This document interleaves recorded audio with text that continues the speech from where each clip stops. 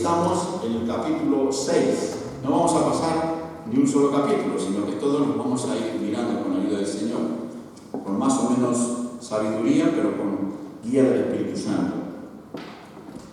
Y lo vamos a ir leyendo simultáneamente. Había mencionado el domingo pasado que si queremos aprovechar bien todos estos sermones y enseñanzas de Romanos, debemos de llevar el hilo de lo que Pablo está argumentando. Hemos perdido el hilo, qué bien, ¿verdad? Porque si no, tenemos que buscarlo.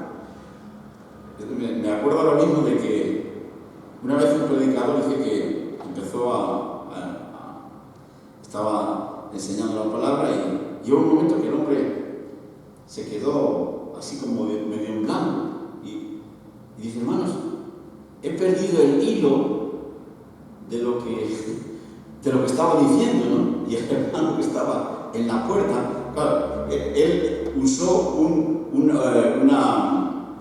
una forma figurativa de decir que estaba, no sabía dónde estaba. Entonces el hermano de la puerta dice: oye, que parece que el pastor perdió por ahí un hilo o un hilo, y fue donde estaban los chicos en la prueba dominical. ¿Alguien se encontró un hilo por aquí? Porque el pastor está tremendamente preocupado porque perdió el hilo. La pregunta es: ¿quién perdió el hilo? ¿El que estaba al frente o el que estaba escuchando? Así que,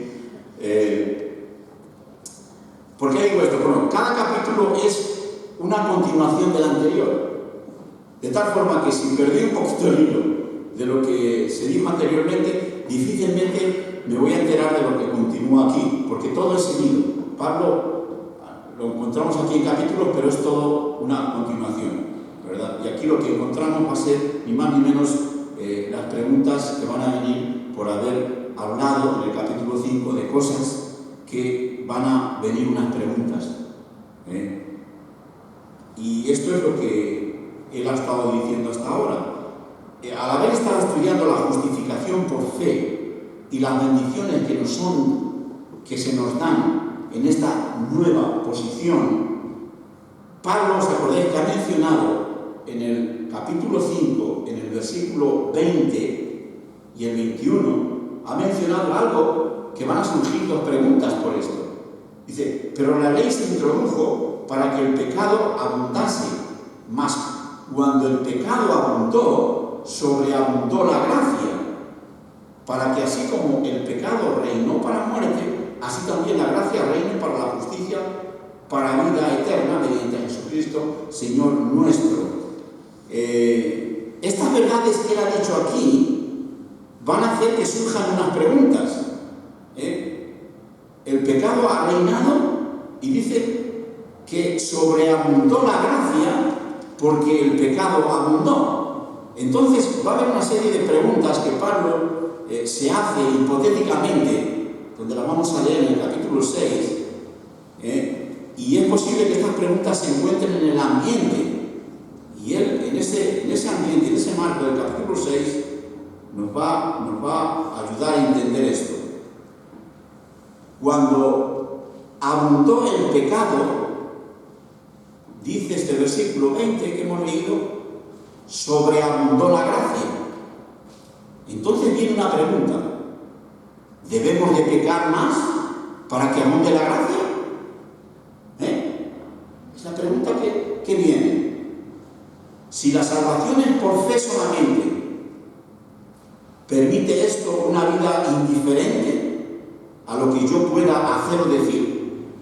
Es lo que dice, si os fijáis, en el versículo 1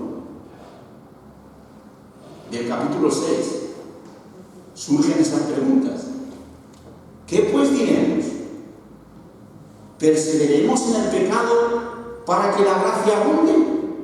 Esa es la pregunta que surge, porque él ha dicho que cuando se introdujo, que cuando abundó el pecado, sobreabundó la gracia. Entonces la pregunta que surge, o sea, lo que tú quieres decir, Pablo, que cuando hubo pecado, sobreabundó la gracia, entonces tenemos que pecar para que se sobreabunde la gracia. Es lo que Pablo está diciendo aquí. Es que tú estás diciendo esto y Pablo se está preguntando esto. Entonces, Pablo mismo quien pone la pregunta en la boca de sus supuestos adversarios. Y esto no lo hace caprichosamente. Y este es el pensamiento natural que surge. Y Pablo dice en el versículo 6, en ninguna manera. En ninguna manera. En el original, esta palabra que dice en ninguna manera es perezca esa idea antes de que salga por tu boca. Y aquí surge algo entonces. Cuando el Evangelio de la gracia es predicado, invariablemente el auditorio presenta la siguiente objeción.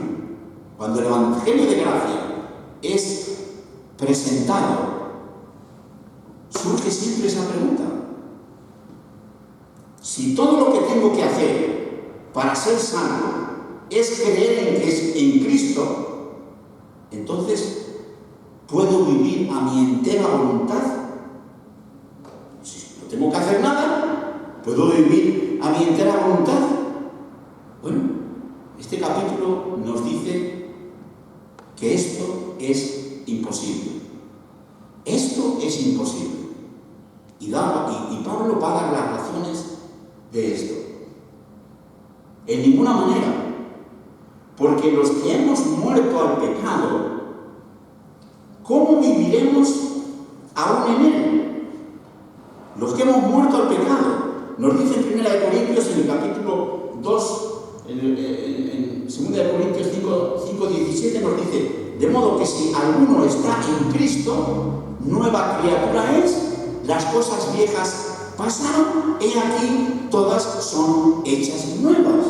Pablo está diciendo con esa pregunta: ¿pecaremos para que la gracia abunde? Dice: de ninguna manera, porque los que hemos muerto al pecado, ¿cómo viviremos aún en él? ¿Cómo? Y ahora va a empezar a decir una serie de razones para que nos demos cuenta de la transformación que ha habido en nuestras vidas, de tal forma que es imposible tener ese pensamiento y es posible tener ese pensamiento, pero es imposible para un creyente verdadero abandonarse a esa idea. La idea de decir, sigamos pecando para que la gracia abunde. No he entendido bien lo que Cristo hizo ahí. Dice: ¿o no sabéis que todos los que hemos sido bautizados en Cristo Jesús hemos sido bautizados en su muerte? Porque somos sepultados juntamente con Él para muerte por el bautismo, a fin de que como Cristo resucitó de los muertos por la gloria del Padre, así también nosotros andemos en vida nueva. Versículo 5.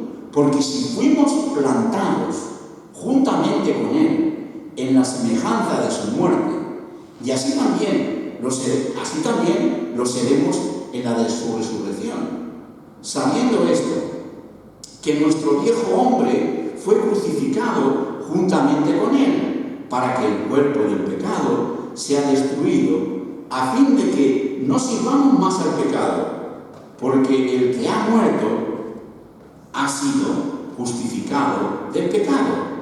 Y si morimos con Cristo, creemos que también viviremos con Él, sabiendo que Cristo, habiendo resucitado a los muertos, ya no muere. La muerte no se enseñorea más de Él, porque en cuanto murió al pecado, murió una vez por todas. En cuanto vive, para Dios vive. Y así lo que Pablo está diciendo a esa pregunta que ha surgido en el versículo 1, por cuanto dijo que abundó el pecado y que ahora la gracia sobreabunde. Él nos da una descripción para hacernos notar que tú como creyente y yo como creyente nos identificamos en la muerte y en la resurrección de Cristo. Es lo que están diciendo estos versículos aquí. La primera realidad que confrontamos es que los cristianos están muertos al pecado. ¿Qué significa esto? Simplemente que nuestra vieja naturaleza ha sido crucificada con Cristo. Dios no desea mejorar nuestra naturaleza, sino transformar esa naturaleza corrompida. Y lo ha hecho a través de su muerte y de su resurrección. El único remedio para ella es la muerte. Ahora bien, cuando el Salvador murió, lo hizo como representante nuestro. En los ojos de Dios, cuando Él murió, y es lo que nos está diciendo este pasaje de la Escritura, que cuando Él murió, nosotros morimos también, pero estamos vivos aquí. Nuestra naturaleza pecaminosa es cargada ahí, en Él. Todo lo que éramos por naturaleza fue clavado en la cruz del Calvario. Por eso cantamos con gusto esa canción que dice en la cruz, en la cruz. ¿Por qué? Porque es allí donde vemos la luz. Pero por esfuerzo, no. Porque allí quedó lo que me separaba de Dios. Igualmente, cuando Cristo fue sepultado, es lo que hemos leído aquí, nosotros también fuimos sepultados. En nuestro viejo yo, nuestro viejo hombre, ha sido puesto en el lugar que le corresponde. Y esta que hemos leído aquí nos lleva a decir eso. Pero miramos otros pasajes de la Escritura paralelos a esto y encontramos lo mismo. En 1 Corintios, en el capítulo 15, si tenemos 1 Corintios, en el capítulo 15,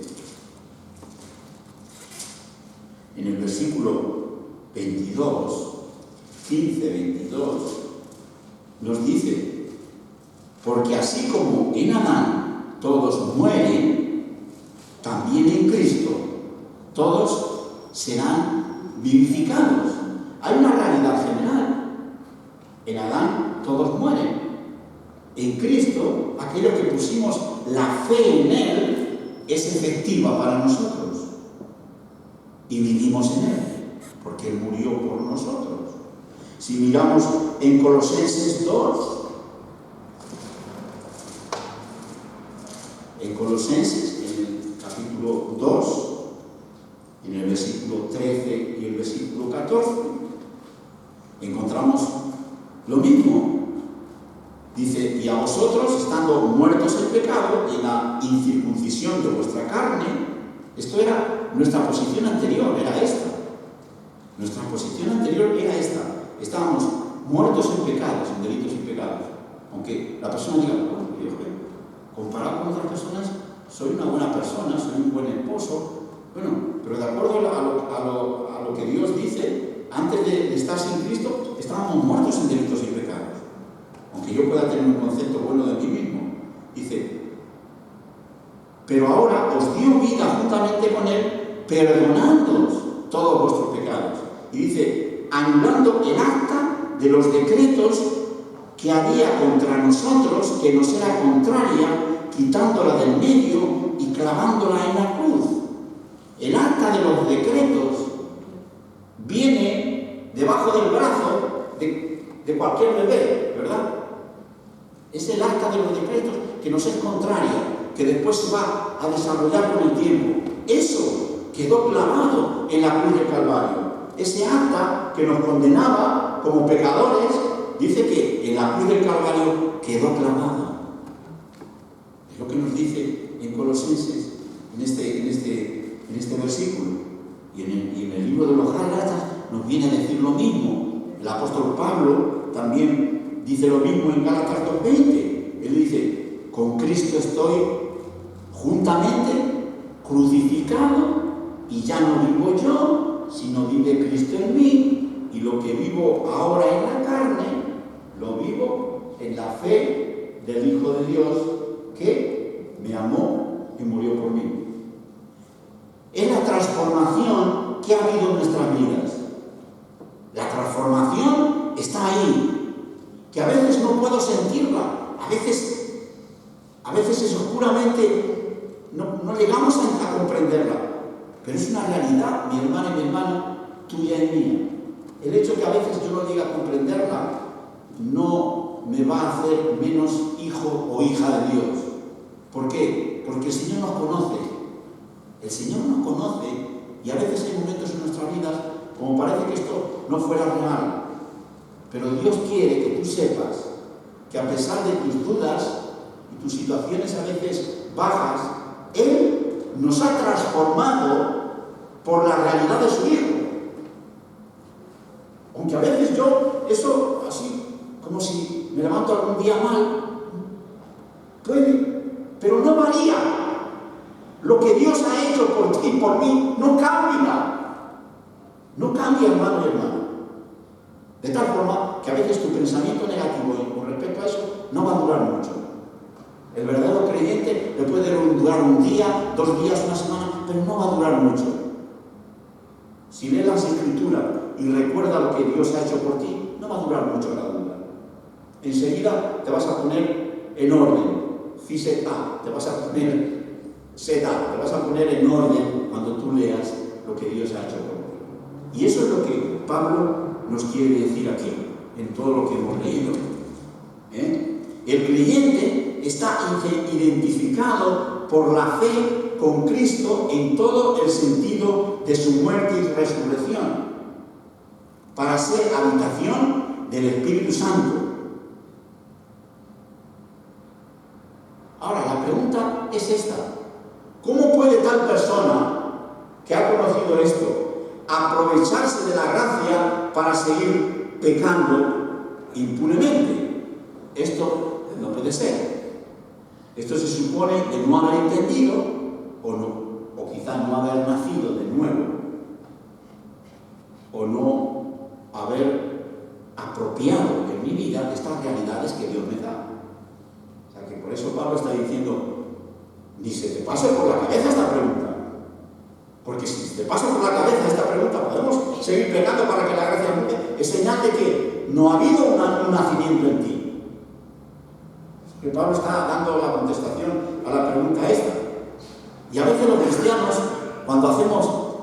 Yo me admiro porque hay personas que, por ejemplo, hacen cosas religiosas y no saben por qué. Por ejemplo, a veces el día de los difuntos hay personas que ponen velas, ponen flores, llevan unas flores, y le preguntan, ¿y por qué haces esto? No sé, porque mi padre, mi abuelo lo hicieron y nosotros lo hacemos igual. Pero oiga, el cristiano verdadero tiene que saber por qué hace las cosas. Y en tu vida y en mi vida hemos hecho, el día que dimos profesión de fe, el día que creímos en Cristo Jesús, y después de un año o quizá unos meses, le dijimos al pastor, a alguien o al hermano, yo quiero tomar las aguas del bautismo. Lo que tú y yo hemos hecho en las aguas del bautismo es simplemente la realidad que nos dice aquí Pablo en Gálatas.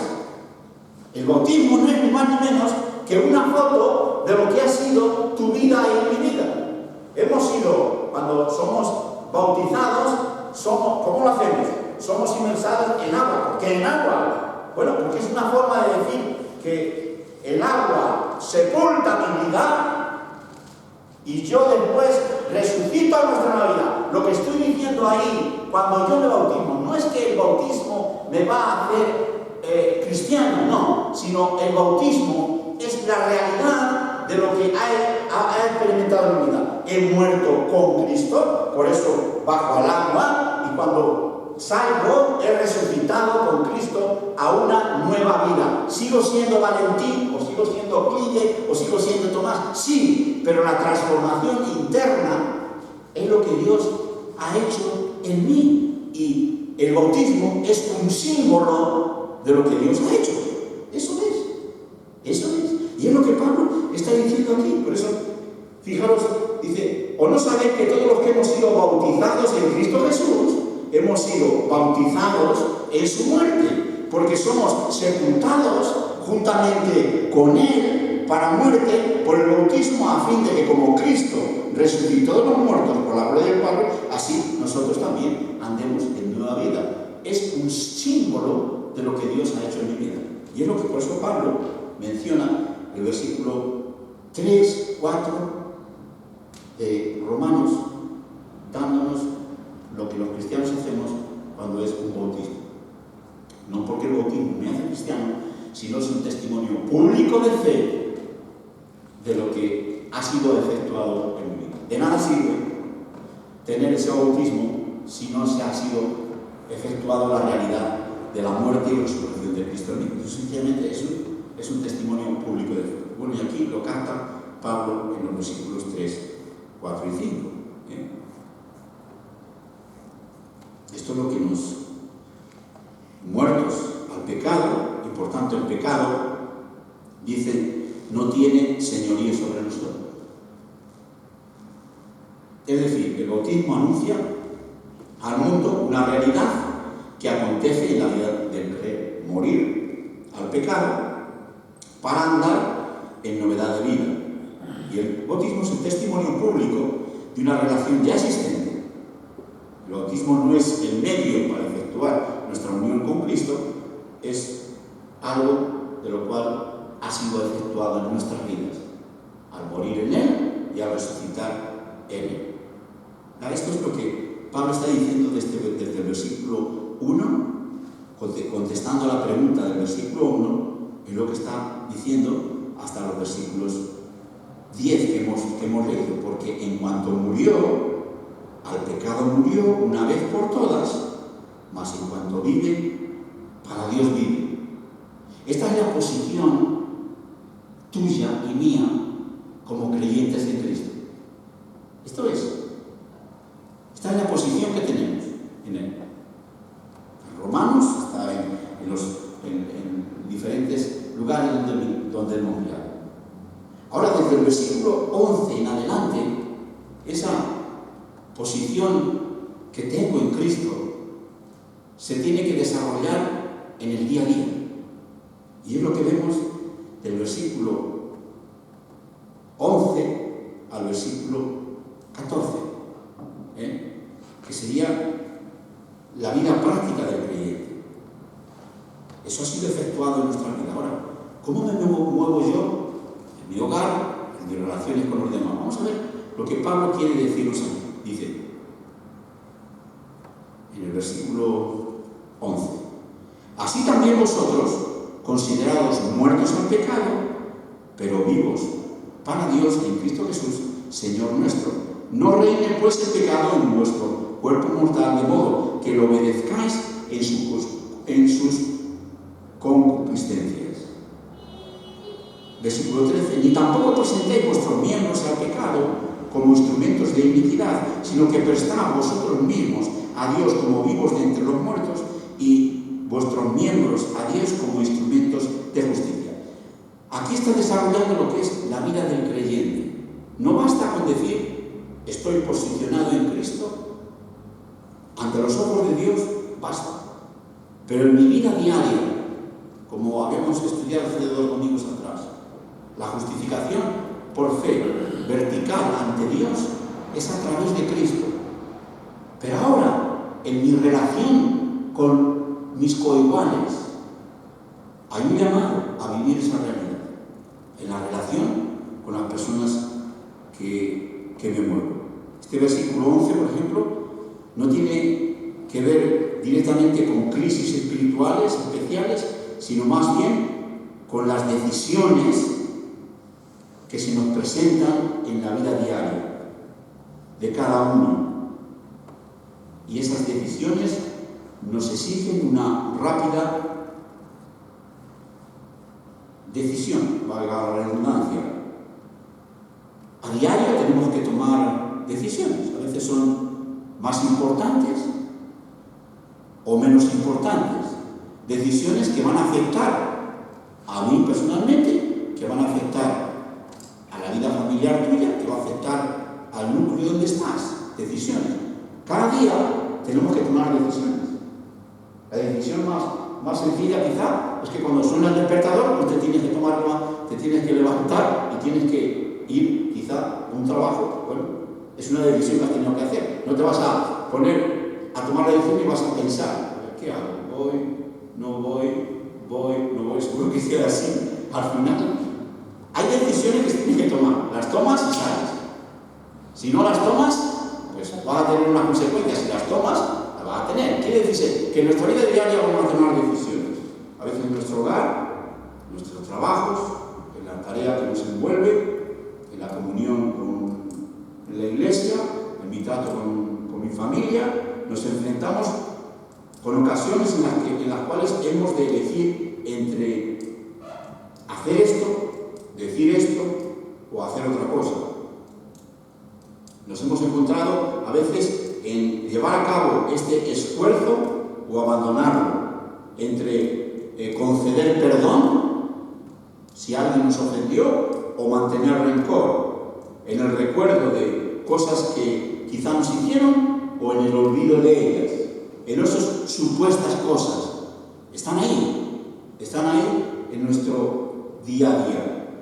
Cuando llegamos al cruce del camino, tomemos en cuenta, cuando llegamos al cruce de una decisión en nuestro camino, sea importante o sea que afecte a los demás, tomemos en cuenta, hermanos, yo siempre tomo en cuenta.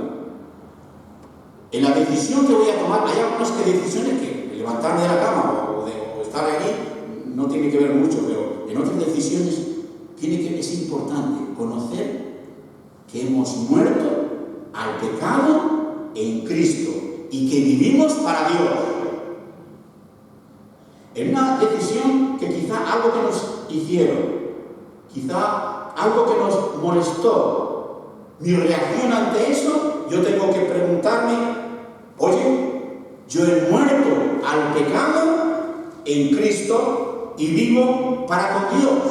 Por tanto, la forma de hablar que tengo que tener con esa persona no tiene que estar con él. ¿Por qué? Porque he muerto con Cristo y vivo para Dios. Cuando tomo esas decisiones, a veces puedo agradar a la carne o puedo agradar a aquel que murió por mí. Y eso es algo que a diario tenemos que hacer. ¿Oriento mi vida hacia Dios o oriento mi vida hacia la tendencia que todavía hay en mí herida por algo? Y es ahí donde tengo que decir, la palabra de Dios me dice que yo he muerto con Cristo y que vivo para la gloria de Él. Mi actitud ante esto tiene que ser de acuerdo a lo que Dios pide de mí. Mi hablar y mi hacer tiene que ser de acuerdo a lo que Dios pide de mí. ¿Por qué? Porque yo he muerto con Cristo y vivo para Él. ¿Lo veis? Como es así en nuestro día a día. Y es aquí la respuesta teológica a ese pasaje. ¿Va a querer decir que el creyente nunca va a cometer pecado? No. Mientras estemos en esta naturaleza pecaminosa, pues pecaremos. Pero el pecado no se enseñorea del creyente. Hasta tal punto que diga, no, es que es tan fuerte esto que yo, por ejemplo, no puedo perdonar. No entendió lo que Cristo hizo por mí. Si hay un momento en mi vida en el cual yo digo, es tan fuerte esto que me han hecho que yo no puedo perdonar, y yo soy un creyente en Cristo Jesús, yo lo he entendido, que yo he muerto con Cristo y vivo para la gloria de Dios.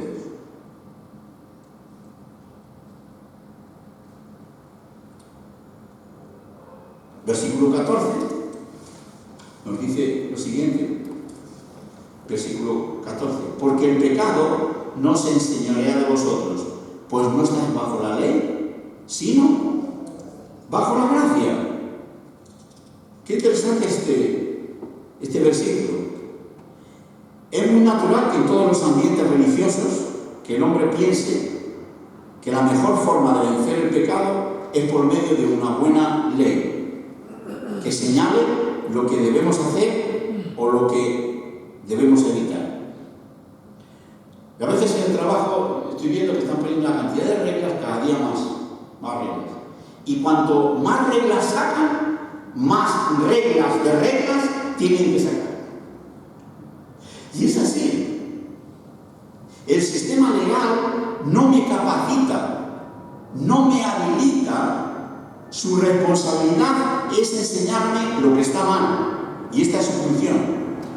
es más, descubre el pecado que hay en mí. Pero fijaros, la gracia en Cristo Jesús no solo me libra de acusaciones, sino que nos capacita.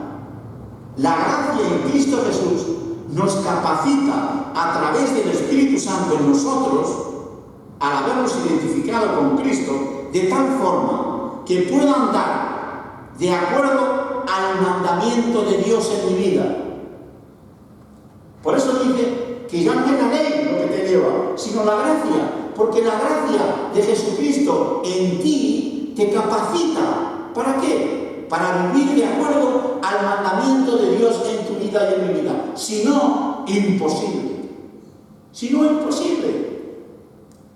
Si es por el mandamiento de no hacer cada día, el deseo está ahí. Pero la gracia de Dios en Cristo Jesús no solamente me libra de la condenación, sino que me capacita para ser obediente a mi Dios y para ser obediente a lo que Él me dice. Eso es la tremenda posición, hermosa posición que Cristo Jesús ha hecho en mi vida. Alguien dijo, hermano, si un cristiano, parece mentira, estoy tomándola con el perdón, no sé por qué, pero vamos, quiero enfocarlo por ahí. Si un cristiano no perdona, ¿quién puede perdonar? Nadie. Nadie le puede perdonar. Si un creyente en Cristo no perdona, nadie puede perdonar. ¿Por qué? Porque el creyente en Cristo tiene la capacidad interna por el Espíritu Santo en su vida de perdonar completamente la ofensa que se le ha hecho. Por ley, no. Por la gracia de Cristo en ti y en mí. ¿Nos damos cuenta? Esa realidad es lo que Pablo está diciendo aquí.